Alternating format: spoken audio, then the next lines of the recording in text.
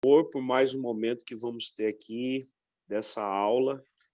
Queremos aprender mais a respeito das situações da vida e também hoje vai ter aqui um momento de interação com essa turma tão especial. Abençoe a professora Ellen, que está conduzindo aqui esta aula também, e cada aluno que está aqui conosco, no nome de Jesus. Amém. Vamos lá. Sabe, galerinha? A Pro falou, ó, agora nós vamos ficar no silêncio, bem quietinhos. A Prof, quando a gente passou por essa matéria, na hora eu pensei, vou chamar o pastor para a gente fazer uma aula diferente aqui. E daí a Prof ia deixar para a semana passada, né? Só que a semana passada já foi uma semana cheia, e como essa semana é um pouco mais calma, né, por causa dos feriados, não, então vamos fazer nessa sexta.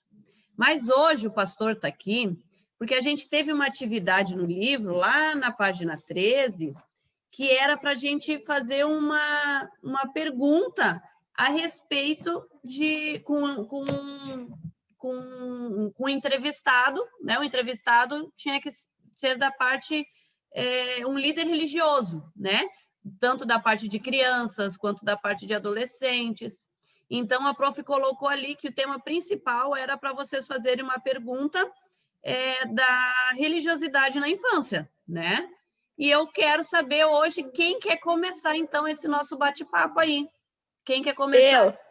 E deixa eu apresentar. O nome do pastor é pastor Géser, tá? E ele já está com a gente lá há 2 anos, né, pastor? Vai fechar 2 anos no fim do ano, né? 2 anos. E é uma família muito especial para mim, uma família muito especial para o meu filho. O Cauã já é quase o filho emprestado do pastor. Tá faltando só passar os papéis, né, pastor? Só passar o papel.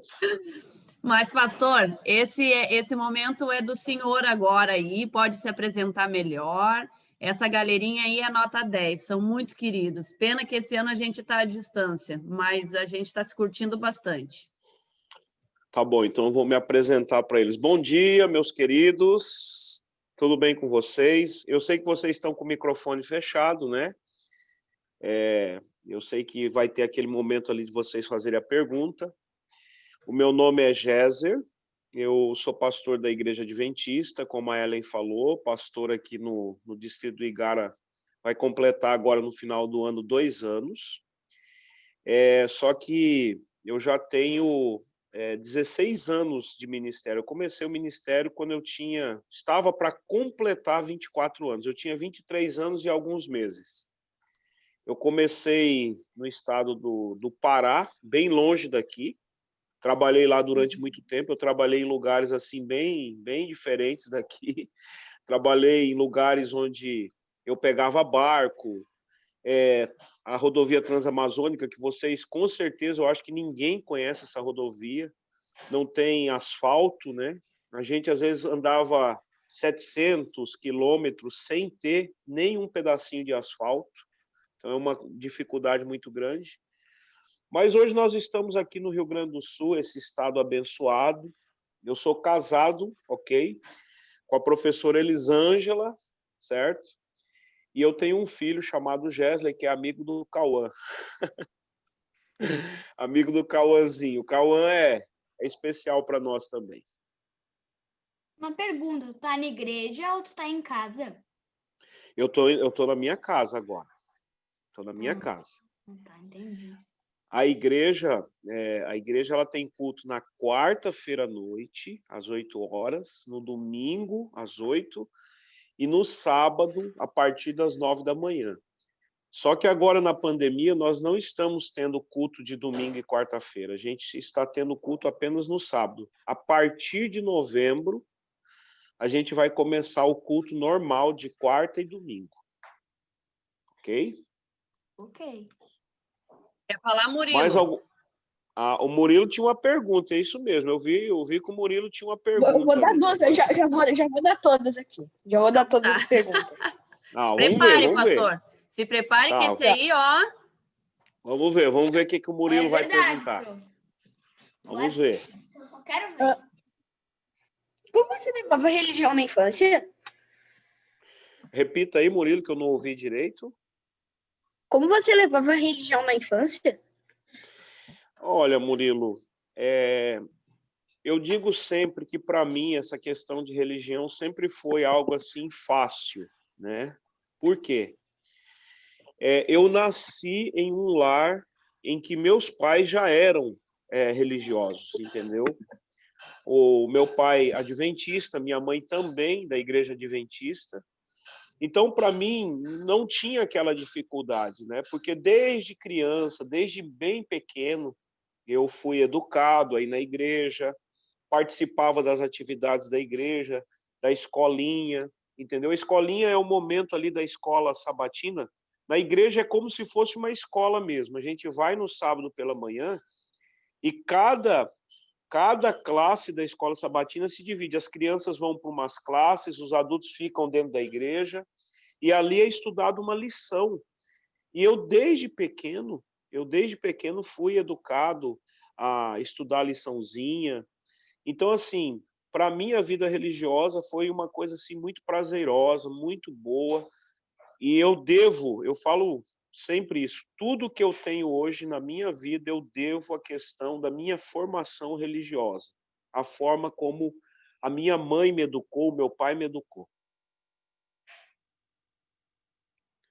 Mas é claro que a gente tem que saber respeitar também a religião do outro, né? Eu sou adventista, mas tem católicos, tem evangélicos, então cada um tem a sua religião, né? Mais alguma pergunta aí, Murilão?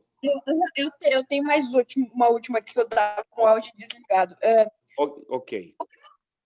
O que você sente por Deus, você sentia quando era criança? Na realidade, assim, o meu sentimento por Deus, ele é quase o mesmo que eu possuía quando eu era um menino pequeno. É claro que durante a vida você vai aperfeiçoando esse pensamento, né? Claro que às vezes, eu não vou negar para vocês que a gente fica decepcionado com algumas coisas que acontecem, né? A gente fica perguntando, por que que aconteceu isso? Por que que foi acontecer? Por exemplo, esses dias eu tive aqui em Canoas a triste surpresa de ter a minha casa assaltada. Eu estava viajando, era uma viagem bem rápida, eu fui ali no estado do Paraná ver meus pais, visitá-los, e no dia que eu estava retornando de viagem, uma viagem de uma semana só, no dia que eu estava retornando, os ladrões entraram aqui em casa e eles fizeram a festa, roubaram muita coisa, inclusive roubaram uma moto da minha esposa. E às vezes a gente fica perguntando por quê? Por que que as coisas ruins acontecem, apesar da gente acreditar em Deus, orar a Deus, pedir a proteção de Deus, por que que as coisas ruins acontecem? E é claro que eu aprendo sempre, e eu tenho certeza de que enquanto a gente estiver nesse mundo, a gente vai passar por alguns reveses, né? Mas o meu sentimento com relação a Deus, ele não mudou muito. Eu continuo confiante, eu continuo uma pessoa que realmente busca saber o que Deus quer para a minha vida, certo? E uma das coisas mais importantes que eu digo para vocês aí é o seguinte, é muito importante a gente falar com Deus através da oração, e é muito importante a gente ouvir a voz de Deus através da Bíblia. Por incrível que pareça, é muito importante quando a gente lê a Bíblia, principalmente as histórias da Bíblia. A gente aprende muitas lições. E eu tenho certeza que Deus, apesar de eu ter crescido, eu tenho uma maturidade maior hoje, mas Deus continua sendo o meu pai, meu protetor, aquele que me guarda cada dia, aquele que eu posso contar com ele quando estou passando por dificuldades e problemas. Fazendo um adendo aqui do que o senhor falou, pastor, só vou mostrar aqui, ó. Essa aqui são as liçõezinhas que o pastor falou de quando criança, ó. Essa faixa etária aqui, ó, é a faixa etária de 4 a 6 anos, eu acho, né, pastor? Se eu não me engano, o Jardim da Infância, de 4 a 6 anos, ó. Daí deixa eu só abrir umas folhas aqui para vocês verem. Daí aqui tem as historinhas, ó. Calma aí, Para Sora, as crianças de 4 a 6 anos, daí vai ter uma gravurinha, um desenho, e daí é por semana. só. Mostra a tua aí, Pietro. Ó, Aqui, a ó. do Pietro ali é dos primários, ó. Essa aqui era a lição antiga da minha filha. Ela também está nos primários, que nem o Pietro. Essa é a nova. Aqui, ó, essa daqui é do Gesley, ó. É, A do Juvenis. exatamente, a do Juvenis, a do Cauã. Então, toda semana tem uma história nova. E daí tem Aham. algumas atividades para fazer, a gente vai escutando, vendo o que vai lendo, vai vendo o que Deus está mostrando ali para nós.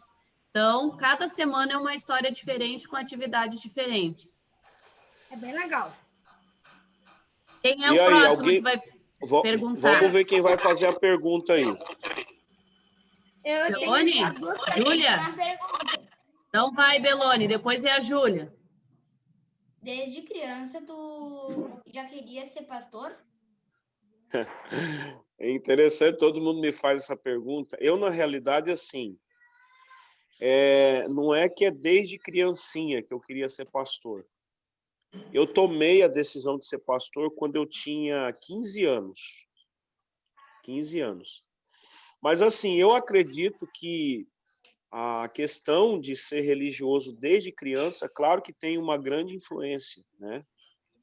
E não é fácil, né? Você ser um líder religioso. Você precisa realmente ter uma conexão muito próxima de Deus.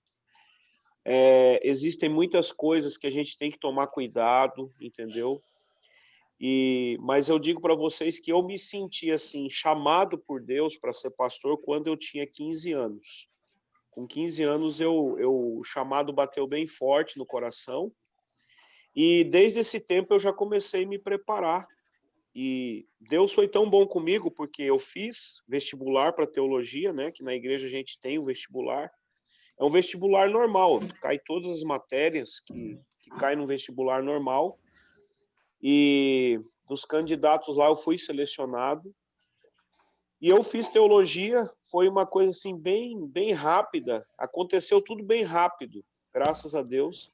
E hoje já tem 16 anos que eu estou como pastor da Igreja Adventista. Legal. Passou muito rápido. Parece que foi ontem que eu entrei. Boa, né? Tem mais alguma, Belone? Ô, Sora, Não. deixa eu Só um fazer uma pouquinho. pergunta aqui pra ti. Ah. As perguntas que eu tenho que fazer pro pastor pode ser da história da Bíblia também? Pode. Se tu tiver uma dúvida, pode. Só vamos entrar na fila. Agora é a Julinha. Tu quer perguntar depois, Luiz? Deixa eu perguntar uma coisa para ti, prof. Posso Vai. perguntar uma coisa?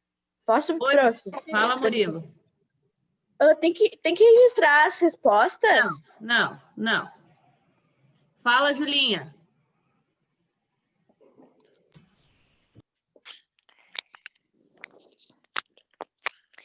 Você, quando criança, acreditava em Deus? Sim, com certeza.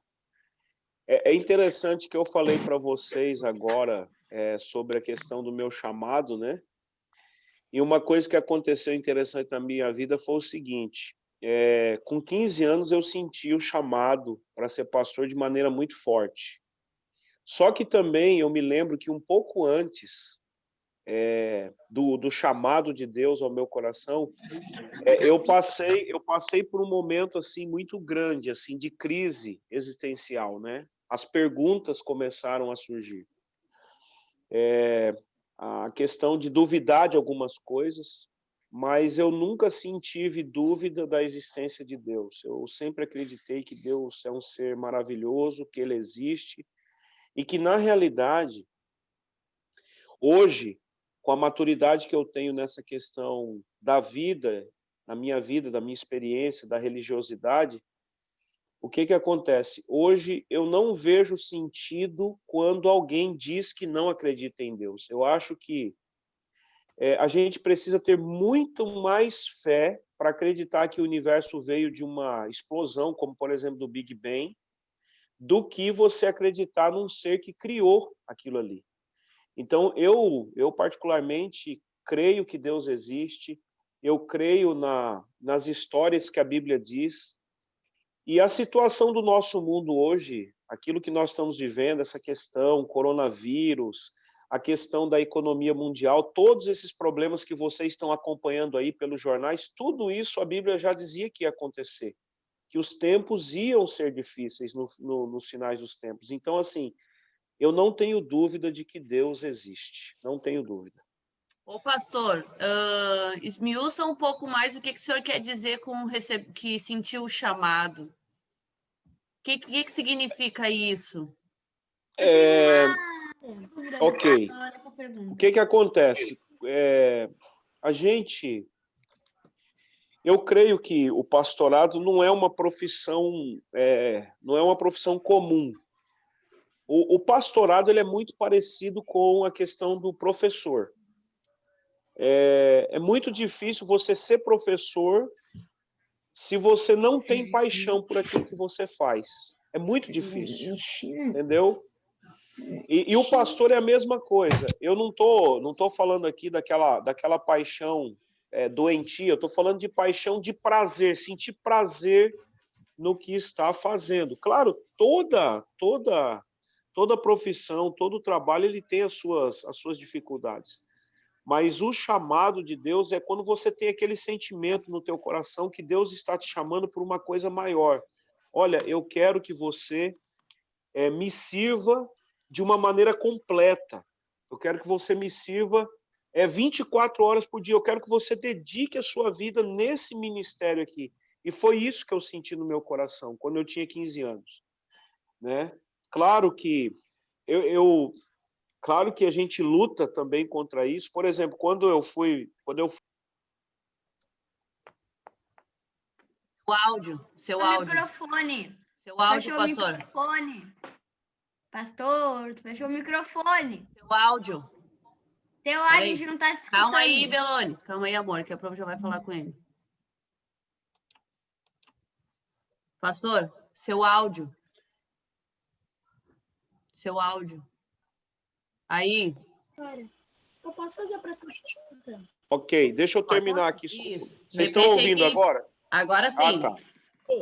Então, quando eu fui para o seminário, no primeiro dia de aula, eu senti muita vontade de voltar para casa. Eu falo assim, sem medo de errar, senti muita vontade mesmo de voltar para casa. Só que daí o chamado foi maior. Deus falou, não, eu trouxe você aqui, você passou no vestibular, você está aqui, você tem que estudar, você tem que... Gente, foi maravilhoso. Foi só o primeiro dia aquele choque, depois, um dia após o outro, e foi indo. Graças a Deus foi tudo bem.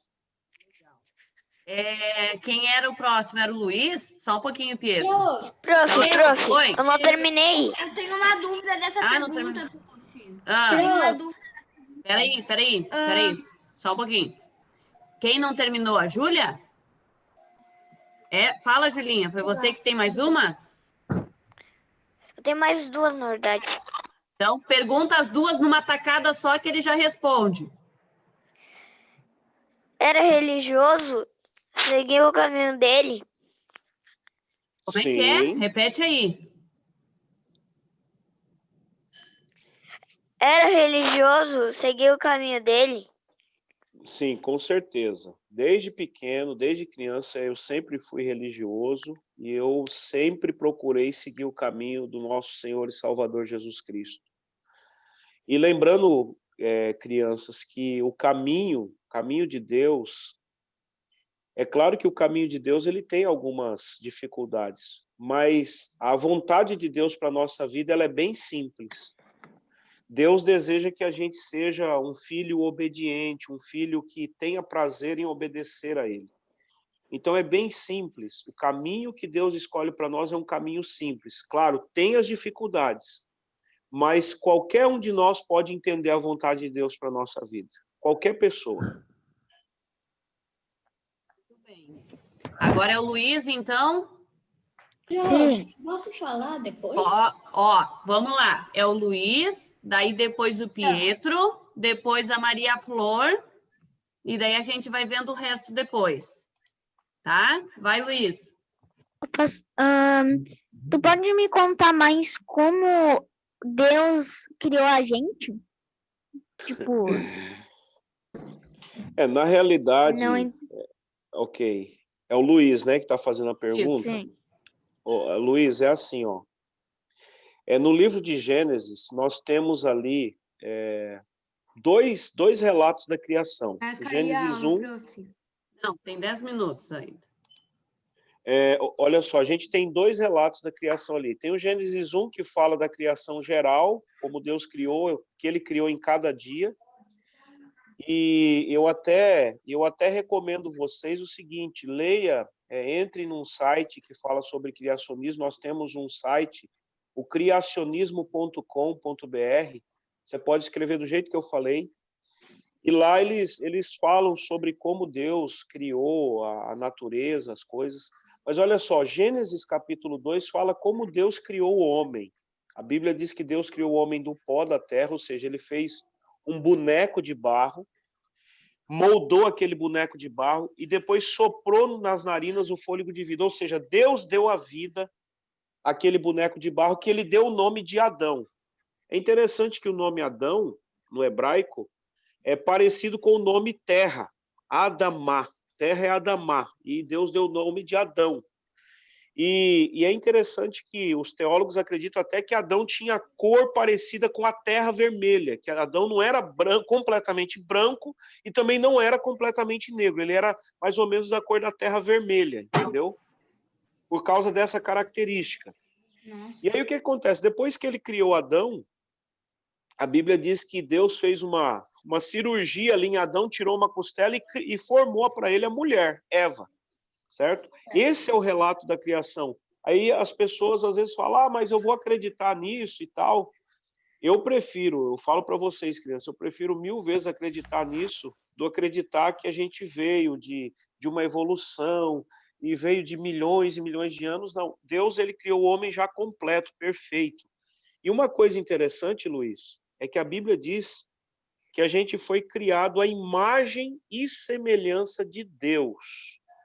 Essa palavra no hebraico, imagem e semelhança, essa expressão imagem e semelhança, ela tem a ver com o caráter nosso e também tem a ver com o aspecto físico, certo? A gente foi, se eu fosse fazer uma tradução assim bem aportuguesada, seria, a gente foi criado parecido com Deus, ok? Certo?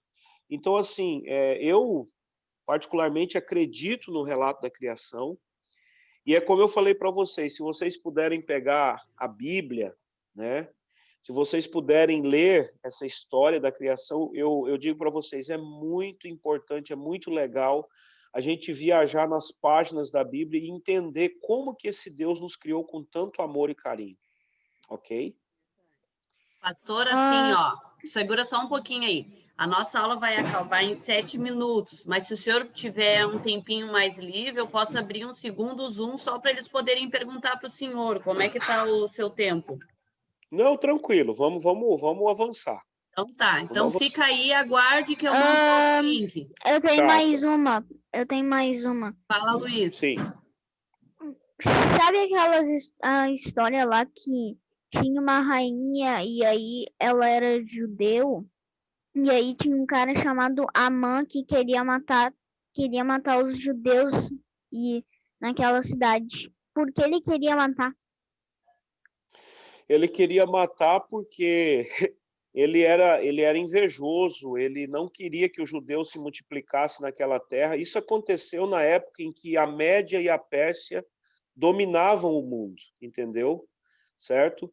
E aí Deus, através da rainha Esther, conseguiu livrar o seu povo, ok? Então, esse homem, o Amã, ele foi movido pela inveja. Ele queria dominar aquele reino, ele queria fazer algo contra o rei, certo? E depois foi descoberto toda essa conspiração que ele queria fazer, mas a inveja que motivava ele tinha muita inveja do povo judeu. Uma coisa interessante, gente, é que, claro, a gente não está aqui para dizer que um é superior ao outro, pelo contrário, todos nós que estamos aqui, somos criados e feitos por Deus. Deus colocou isso no nosso coração.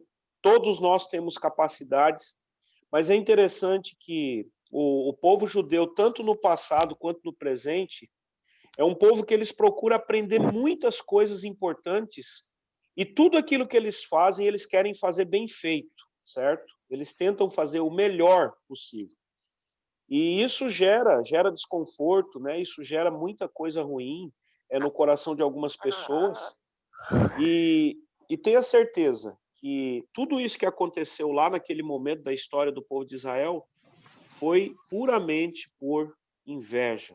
O coração cheio de inveja. E até uma dica que eu dou para vocês. A gente tem que tirar esse negócio de inveja do nosso coração e da nossa vida.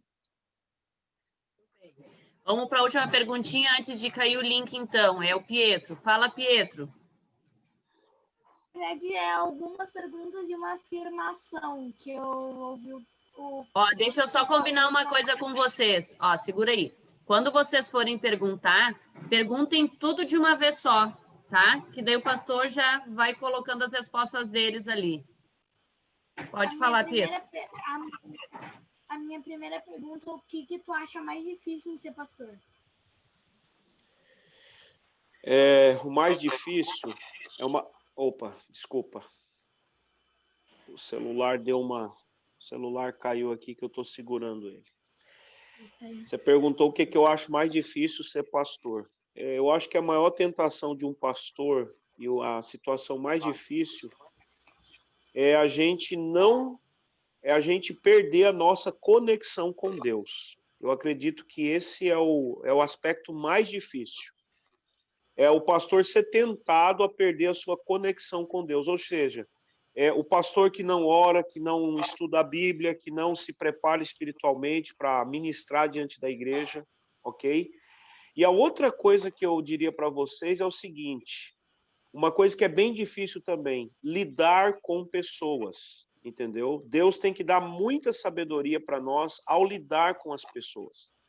Porque às vezes, uma coisa que para mim não é tão assim difícil, ou não é tão relevante, mas para o outro que está ali na igreja é relevante, entendeu?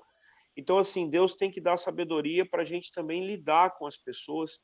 Eu acredito que esses são os dois desafios maiores do pastorado.